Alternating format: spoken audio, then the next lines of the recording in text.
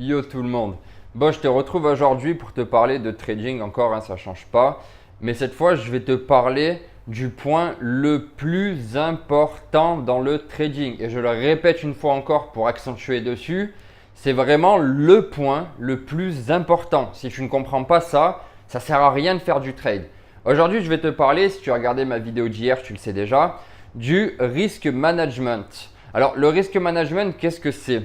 C'est simplement la gestion de tes fonds, donc de ton portefeuille, mais aussi de tes trades. Comment bien gérer ton trade? Comment bien gérer ton risk management? Tout d'abord, il faudra que tu aies une raison de rentrer dans un trade. C'est-à-dire, qu'est-ce que c'est une raison? Ça va être par exemple un support si tu paries à la hausse, donc si tu fais un long, et une résistance si tu fais un short. Et cette raison, tu vas la marquer quelque part sur un papier, sur un fichier Excel, peu importe. Moi, j'utilise un fichier Excel sur chacun de mes trades, par exemple.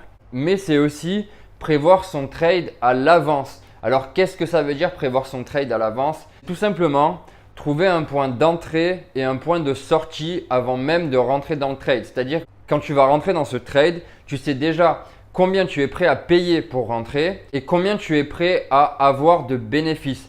Donc, tu ne rentres jamais dans un trade si tu n'as pas de plan avant. C'est ce qu'on appelle un plan, une stratégie. Et c'est pour ça que cette vidéo, elle sort que maintenant.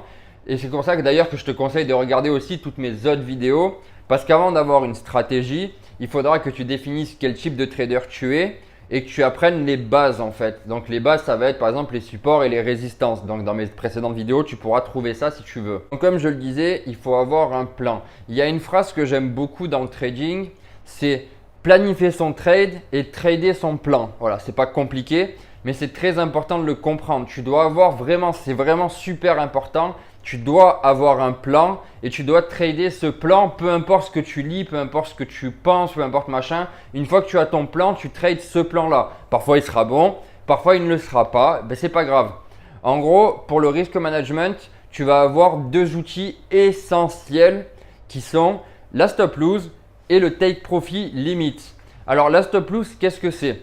Tout simplement, c'est un point que tu vas prévoir avant, bien sûr, donc dans ton plan, il sera prévu, où tu vas dire, si le prix atteint cette valeur-là, je quitte mon trade, même en lose, même en étant en déficit, en perte en fait. Donc même si tu es en perte, tu sors de ce trade, ça évitera en fait d'avoir la mentalité de dire ouais c'est pas grave, ça va remonter. C'est ce qu'on appelle chez nous plus communément devenir investisseur forcé. C'est pas ce que tu veux quand tu es trader, tu n'es pas investisseur. Tu peux l'être bien sûr, mais en général tu ne veux pas être investisseur forcé. Pourquoi? Simplement parce que c'est une mauvaise mentalité. Et tu vas attendre, tu vas attendre, tu vas attendre. Donc si tu attends, déjà tu ne trades pas, c'est logique vu que tu attends que le prix remonte. Et ce n'est pas garanti que le prix remonte, autant il ne remontera jamais. La stop loss, ça va te permettre de pouvoir sortir donc de ton trade même si c'est en perte et pouvoir racheter plus tard quand le prix sera plus bas et pouvoir long pour récupérer ta perte en fait, tout simplement. Et c'est pour ça que c'est super important. Parce qu'en fait, si tu n'as pas de risk management, tu vas pouvoir faire beaucoup de profit et tout perdre d'un coup. Alors qu'avec une stop loss, ce n'est pas le cas. Quoi qu'il arrive, même si tu auras de la perte, elle sera infime. En général, pour la stop loss, ce qu'on va conseiller, c'est d'avoir un ratio, un RR, ce qu'on appelle un ratio risque/reward. Donc en français, c'est risque/récompense, qui sera de 1 pour 2. C'est-à-dire que tu es prêt à perdre 1 dollar ou 1 euro, ça dépend en quoi tu trades, mais on va dire en dollars parce que pour moi c'est plus simple. Donc tu es prêt à perdre 1 dollar pour 2 dollars de gagner. Donc si par exemple tu fais un trade qui a potentiellement 1000 dollars de bénéfices, c'est que tu es prêt à en sacrifier 500. Voilà, c'est tout simple, mais c'est important de le comprendre. Alors c'est vraiment le minimum, c'est le 1 pour 2, c'est vraiment le minimum. En général, on va attendre d'avoir un ratio d'au moins 3 pour 1, voire 4 pour 1. Donc si tu fais 2 bons trades et un mauvais trade, forcément tu seras rentable. C'est ça qu'on cherche en étant un trader, c'est être rentable. Et le take profit, le take profit, c'est la même chose qu'une stop loss, sauf que tu sors de ton trade quand tu es en profit, comme son nom l'indique. C'est pas moi qui le dis, c'est écrit dans le nom de toute façon. Donc voilà, tu sors de ton trade quand tu es en profit. Qu'est-ce que ça évite? En fait, ça va simplement t'éviter de rester dans un coin trop longtemps et au final ça rebaisse et en fait tu auras perdu ton pourcentage de gain. Donc c'est pas ce qu'on veut. Il vaut mieux avoir des petits profits mais des profits que avoir des gros profits, tout perdre et au final ne pas avoir de profit. On est d'accord là-dessus, bien sûr. Pour t'imager ça, je vais te prendre un exemple très simple, c'est la guerre. Voilà, alors c'est pas génial la guerre, on va pas se mentir, c'est vraiment pas génial. Mais je vais te prendre cet exemple-là pour la simple et bonne raison que quand il y a une guerre, quand il y a des guerres, il y a des stratèges. Il y a des gens qui, avant d'aller faire la guerre, prévoient un plan. Ils disent, toi, cette infanterie-là, elle va aller de ce côté-là. Cette infanterie-là, elle va aller de ce côté-là. Vous allez faire ça avant, vous allez faire ça, vous allez faire ça, vous allez faire ceci ou cela. Bref, on s'en fout. Mais voilà, il y a un plan avant de rentrer en fait.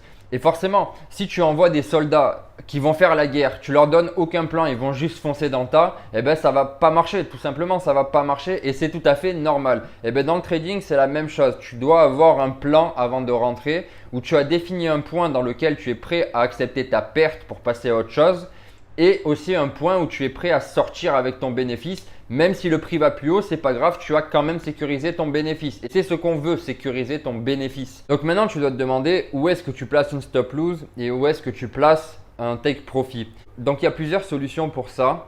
Tu as soit les moving average qui sont un indicateur spécial dont je reparlerai plus tard quand je ferai une série entière sur le trading, enfin sur les indicateurs en tout cas, soit les supports et les résistances dont je t'ai déjà parlé dans une vidéo d'en haut. Encore une fois, elle sera par là-haut, là, dans le petit i. Je mettrai la vidéo, bien sûr, pour que tu y aies accès rapidement. Donc, comment placer une stop loss? En général, elle sera toujours placée en dessous de ton support si tu es comme moi un trader support ou en dessous de ton moving average si tu es un trader moving average. Et elle sera au niveau ou en dessous du point le plus bas qui a été atteint lorsque ce support ou ce moving average a été cassé, c'est-à-dire qu'il est déjà descendu et ensuite que ça a été rejeté. Donc c'est passé au travers et puis c'est remonté au-dessus. Et pour le take profit, c'est un peu le même concept, c'est vraiment le même concept mais inversé.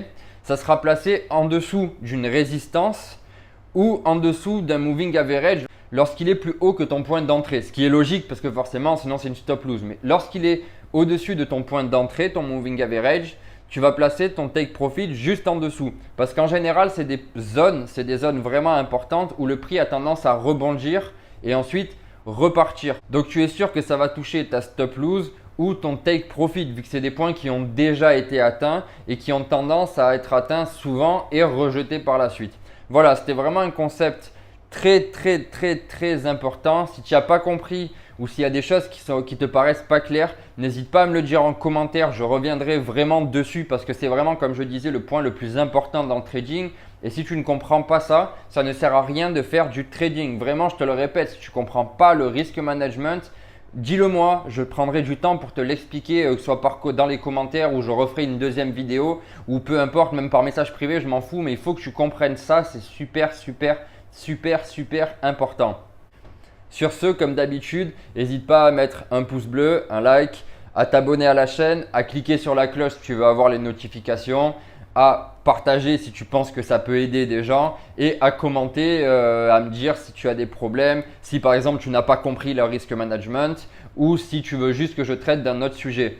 D'ailleurs, pour la personne qui m'a laissé un commentaire sur Isha sur la précédente vidéo, j'en ai bien pris connaissance. Et ça fera l'objet de prochaines vidéos. Justement, je comptais faire une série sur les échanges, qui soient low volume et high volume, où on pourra justement en discuter. Je te donnerai mes avis sur les différents échanges, lesquels sont bien, lesquels ne sont pas bien. Allez, salut les gens!